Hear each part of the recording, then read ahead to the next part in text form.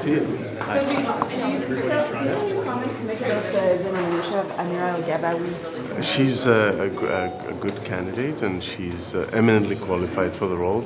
As you know, it's like a mépris, like despise. It's like a nomination that despises Quebec. The Quebec government said that year. Well, I believe that Ms. Elghawaby has issued a statement clarifying her comments. I would refer you to that statement. Our government's position is clear, but she's very qualified for the position. She has over 2 decades of experience in human rights work, in civil liberties work, working with the Muslim Canadian community, and I look forward to her meeting with Monsieur Blanchet. I hope it'll be a very productive meeting, and we'll go from there. Just her ability to do her job, though. Doesn't this taint her ability to do her job? I believe she can build on the leadership that Quebecers and Canadians have demonstrated in terms of fighting hate and discrimination. And we know our government's position is clear. We know that this appointment is to build on the leadership demonstrated by Quebecers. On the sixth anniversary of the Quebec City mosque shooting, Quebecers have stood side by side with Muslim Canadians in their fight against hate and discrimination and Islamophobia. Minister, did you know? Yeah, I think it's very important, and I'm very pleased that she has been appointed as the special envoy to fight Islamophobia. I think in order to fight Islamophobia, we will have to have some tough conversations. So. And what do you think of the criticism that are addressed to her by Quebec government? See, often women wearing a hijab, are victims of this criticism, but I think in order to have some get through to fight Islamophobia, we need to have some important conversations, and those conversations will be tough. And you think it's because she wears a hijab that she's being attacked? And Often women are targeted because they wear a hijab. When I started wearing in 2018, I was also attacked. So you think that's the reason why she's being attacked? See, she is there to fight Islamophobia, and in order to fight Islamophobia in Canada, we will have to have some tough conversations. What about can I just get a thank you? What about her past comments about Quebec and Quebecers' feelings towards Islamophobia? I think it is not government's job to tell women what to wear and what not to wear.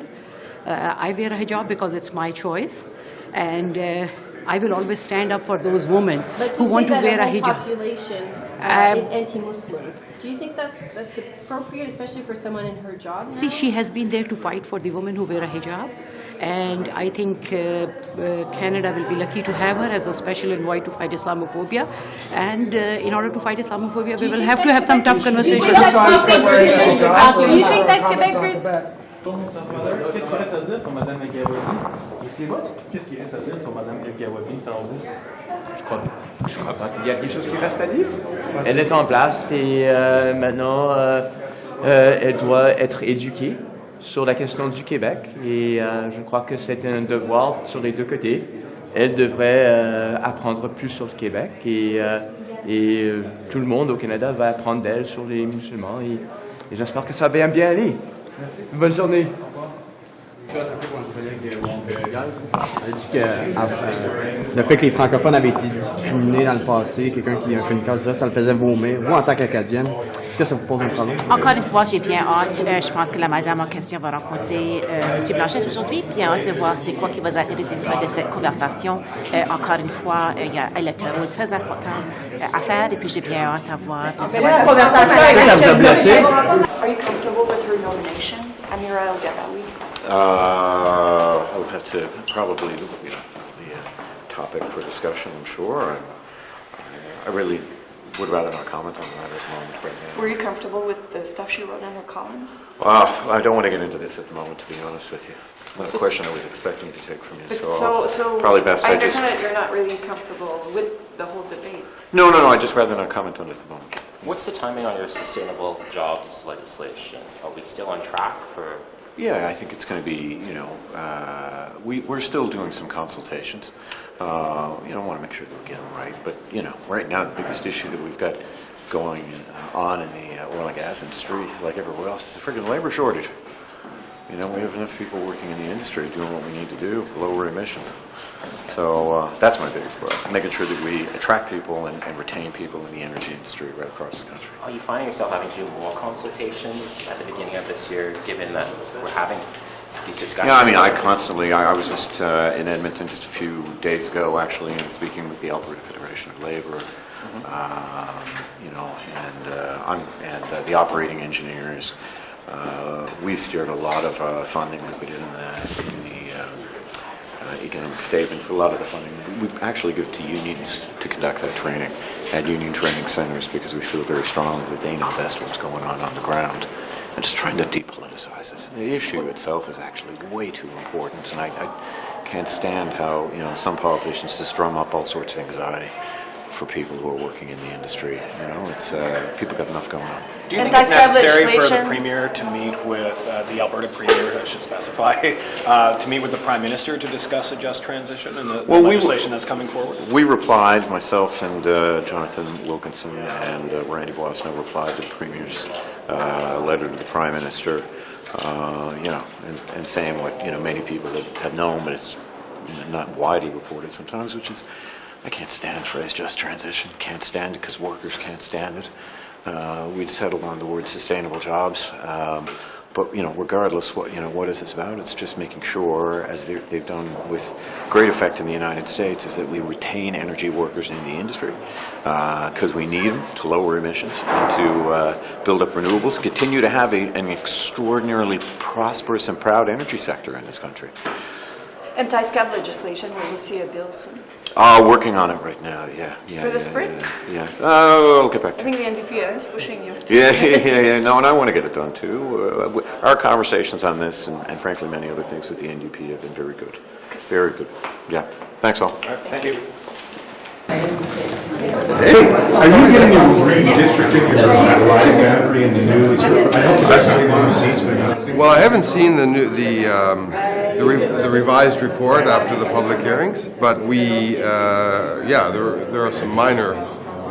Compared to other provinces, they're relatively minor, but Western Quebec still stands solid. Well, Western Quebec, in fact, probably had the most significant changes, but not radical. I mean, okay. Yeah. Okay, I'll keep an eye on it. La nomination d'Amira Elghawaby, êtes-vous à l'aise avec ça?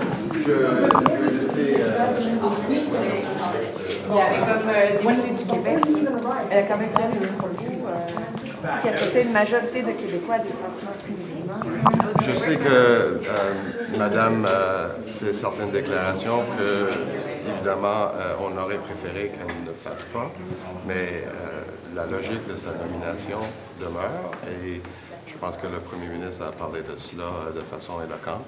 Je sais qu'elle rencontre aussi le chef du Bloc québécois aujourd'hui et j'ai hâte de voir le... Mais donc vous n'êtes pas mal à l'aise. Étiez-vous au courant de ces déclarations-là? Je vais laisser au ministre le soin de commenter ça.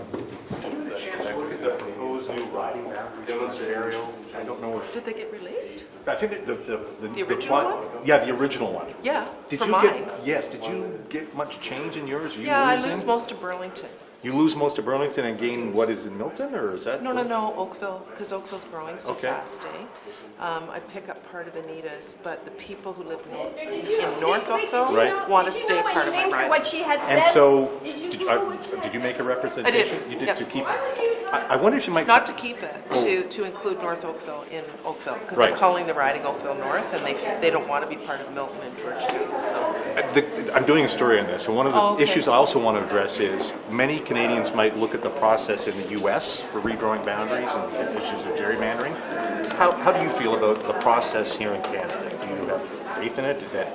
Yeah, I have faith in it. I think, I hope that they listen to constituents when they've come forward. But, I mean, I've got, myself and Adam Van Couverton have two of the fastest growing ridings, right? Milton and North Oakville. So something had to happen because it can't keep growing and have one representative. So, but I talked to Michael Chong about it, and he said he's been through it more often than I have, obviously. He's got really weird shape, right? Yeah, but he said he just leaves it to them to do, and without getting too involved in it. So I did do a representation just on behalf of the people who are being shifted into rural from Oakville, right? Because it impacts them.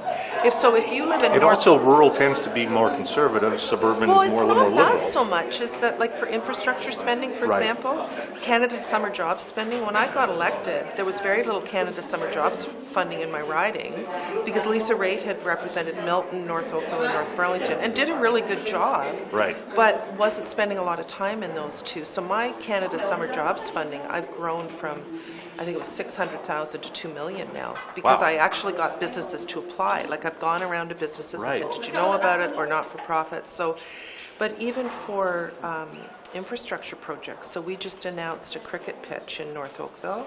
Oh, very if cool. they're part of Milton and Georgetown, they're not going to have a municipal council who is recommending projects in the riding who's aligned with their MP. Do you follow what I mean? Oh, absolutely. No, you're explaining it really well, and this is why I want people to talk a bit more about it. Yeah. You know? So I'll be interested when it comes out, but I know those folks were really upset not to be. I mean, they live in Oakville. They want their section, but there's a teeny sliver of Burlington that's left in my riding, Right. and I feel badly for them because they don't feel part of a riding called Oakville North. Right, exactly. Do you know what I mean? Oh, yeah. So Well, I it's- used to live in it's- Oakville North, so Yeah, I mean, I yeah, know the territory, yeah. and every time So- I drive through there, I can't believe how much So they've left from growth is. Appleby to Burloak in an Oakville North riding, Right. and the rest of it has moved. Yeah. So. That's interesting about the cricket pitch. I don't know if you talked to Iker Khalid, but she's been trying to get cricket pitch Oh, funding in well, see, Mississauga. Oakville never so, had one.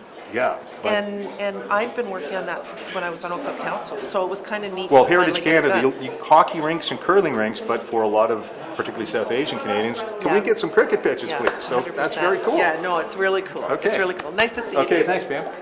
On the riding boundaries and all the adjustments. Yeah. I know that you were in front of committee yesterday, were you not? No, I wasn't. Or some other Nova Scotians. Yes. Sean was. and Sean Fraser, Jane was, Jaime Battiste, Jaime- and Lena Diab-Metlich. Sometimes Canadians looking at the process think it's like the American process. You have gerrymandering issues.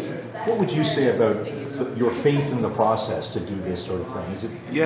Yeah, no, look, I think one of the benefits, as you mentioned, in Canada is that we do have independent commissions that are headed up by our Chief Justice in each of the respective provinces, along with other appointed individuals who go out and listen in communities. And obviously MPs may file objections and hear concerns on behalf of constituents, but it's not members of Parliament deciding. Ultimately, it's those independent commissions, and it's part of the important integrity that we have in the country. Cool. Did you get an adjustment? I actually haven't looked at it yet. So on the initial proposal, as it relates to Kings Hants, there was a portion in East Hants that was being proposed to be carved off into another part of the riding, both on the legislation and objectively. East Hants going up to Cumberland or going over to West Central Nova? On the original proposal that the Commission had filed, East Hants would have been moving to what is now known as Eastern Shore, Preston, Pictou, the new proposed riding. Right. It was what would be called the corridor of East Hants, really connected to the rest of the riding. Not since Confederation has the Shubenacadie River not been used as a boundary, and so there was really strong historical precedent. But again, it's not how MPs feel about it, it's about whether or not it can be met on the legislative terms and objectively. So, MPs have the ability to file those objections, communities have the ability to write into the commissions, and I think it's part of the strong process that we have in the country. I love that trivia. The Shubenacadie River was always a boundary. Since Confederation. I know. Yeah. Adam Chambers, who has Simcoe North, they're not changing this boundary, they just want to change the name. It's been called Simcoe North since 1867, and he's going, why do you need to change the name? I'll let the Commission respond to that. Okay, well, that's very helpful. Are you getting anything carved up? Have you seen, you must have seen the BC proposal? Yes, so, the last proposal was that there's a significant portion of my riding, which is about 12,000 people, that would be added to the North Vancouver riding. It's a major concern for people in West Vancouver. They don't want to be separated into two. Cause huge amounts of confusion, and so I've been hearing a lot from constituents. Hundreds of letters have been sent in, so I'm hopeful that the Commission will change their mind in the next proposal, which will be forthcoming, I understand, very soon. But I'll just have to wait and see what that looks like. Yeah, I remember in the last one, Terry Beach's riding made 0 cents, because you have to paddle across to get to the other side. But you're just losing a chunk to north. The West Van to North Van? Exactly. So my riding is one of the fastest growing. It's about 131,000 people that are living in it, so it's above the electoral quotient that they have. Will it change the partisan flavor of the riding? Like I know when we talk, you've got some green pockets, some conservative pockets, liberal pockets. Is that a concern for you at all? I mean, it's fairly minor in terms of what that would mean in terms of the vote, but practically what it would mean would cause a lot of confusion. And in the provincial level, we already have a similar separation in West Vancouver, and people don't know who their MLA is. So it's a big problem, and hopefully we don't replicate it in this situation. I look forward to seeing how it works out. Yeah. I think that, I mean, there's a whole bunch going up the street that are going to get Brad Vista's riding is one that is definitely on the chopping block, I would say. Exactly. But it's a tricky one as well, because it's, the way that they built it was along the, along the canyon there, and it's not an easy one to do. I know, and I was talking to Fast this morning. He wants the airport, Abbotsford Airport, back in Abbotsford, but it's in, I think he loses a college campus to Chilliwack, which, So I think that's one of the reasons why the Commission asked for an extension to look at it in more detail, because we have all these issues that are exacerbated by the geography. Yeah, you've got mountains and fjords, and especially you.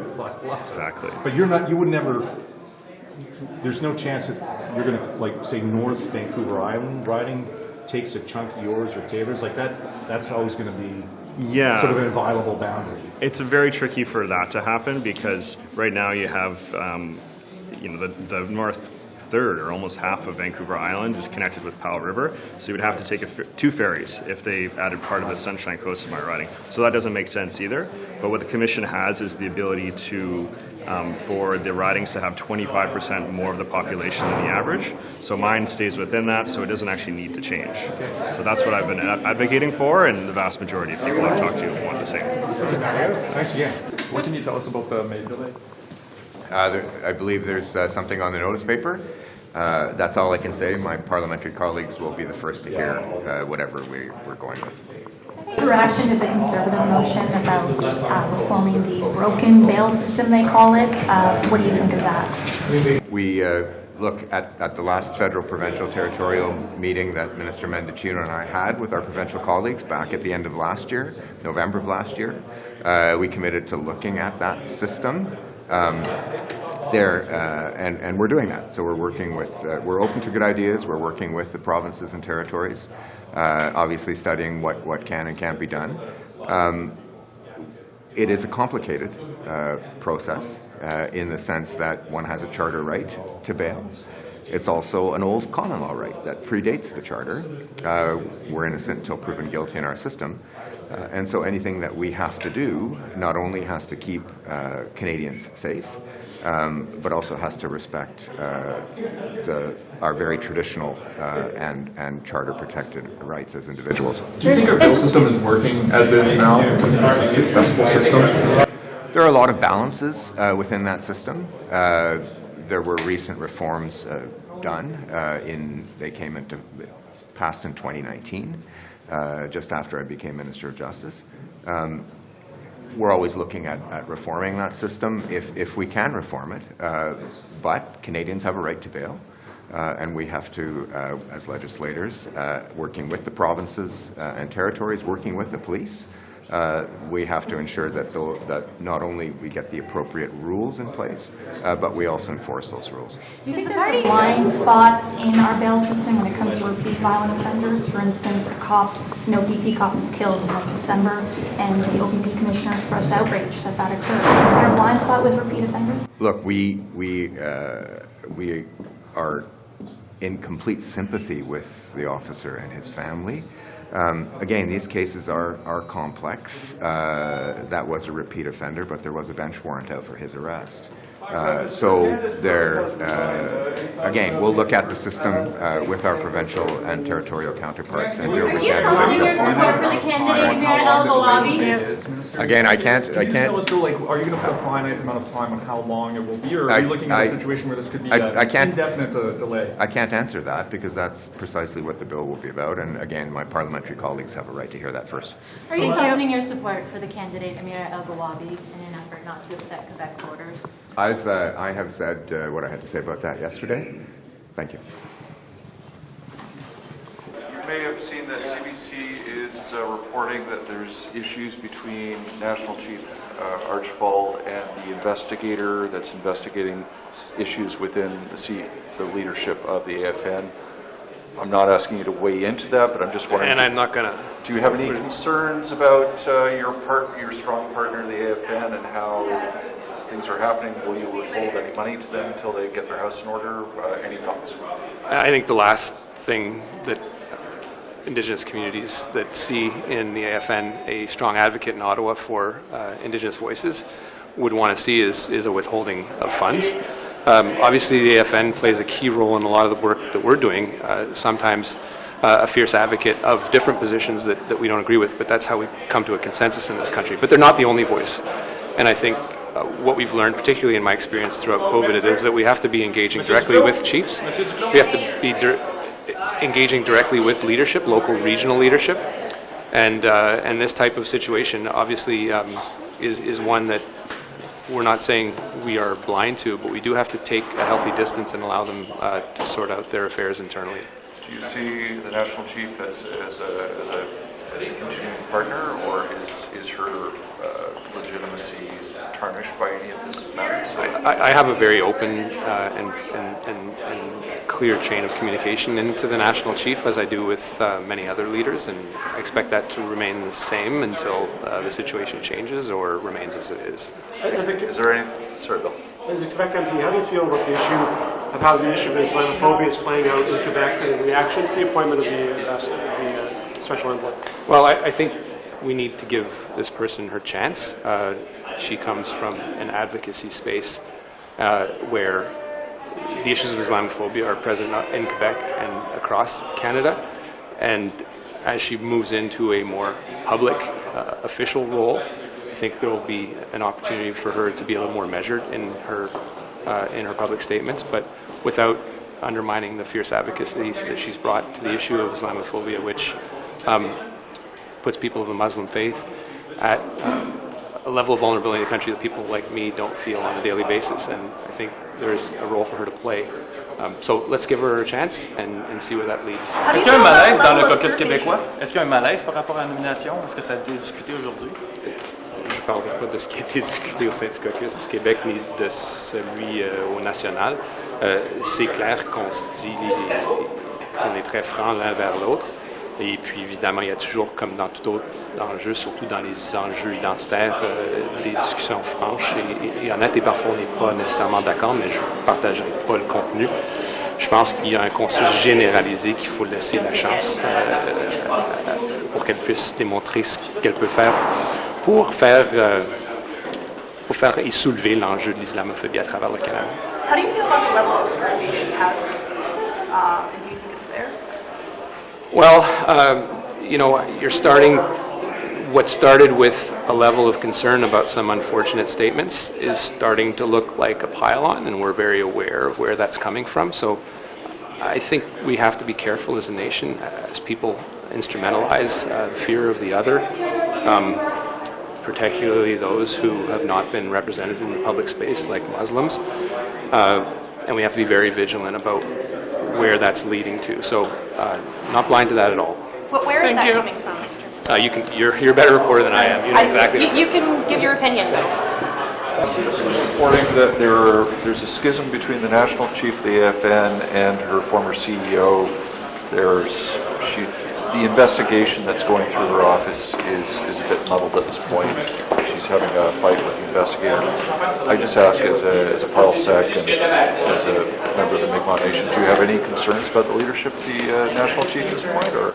I don't have a lot of details about it. I've just seen what I've seen most recently. Haven't been able to speak to any of my friends within the Assembly of First Nations or some of the chiefs that I know.